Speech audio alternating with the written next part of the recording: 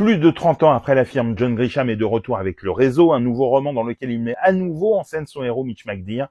Un retour gagnant ou une erreur de parcours, je vous dis tout dans cette vidéo.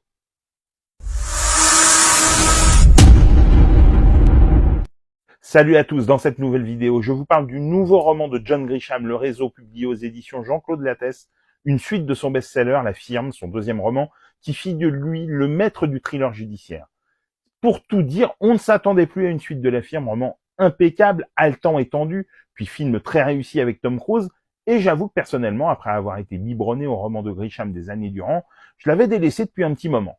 Mais hors de question de passer à côté de celui-ci, et pourtant le pitch du Réseau qui plonge Mitch McDear dans une affaire d'espionnage en Libye et qui le fait traverser de nombreux pays, semblait assez éloigné du roman initial. Le Réseau se déroule 15 ans après les événements de La Firme. Mitch est devenu avocat d'un énorme cabinet dans lequel il accumule les dollars et les heures de travail. Il est toujours marié avec Abby et est désormais le père de deux jumeaux, Clark et Carter, et il vit à New York. Il n'est plus le jeune homme naïf et plein d'illusions de La Firme, et l'insouciance qui lui fait désormais défaut en fait un personnage pour lequel on a moins une empathie immédiate. Grisham trouve une astuce pour renvoyer Mitch à Memphis, là où tout s'était emballé dans La Firme, mais très vite, on oublie tout de l'intrigue des années 90 pour se concentrer sur une toute nouvelle histoire dans laquelle une collaboratrice de Mitch, fille de son mentor Lucas Androni, est kidnappée en Libye alors qu'elle y est envoyée avec l'avocat.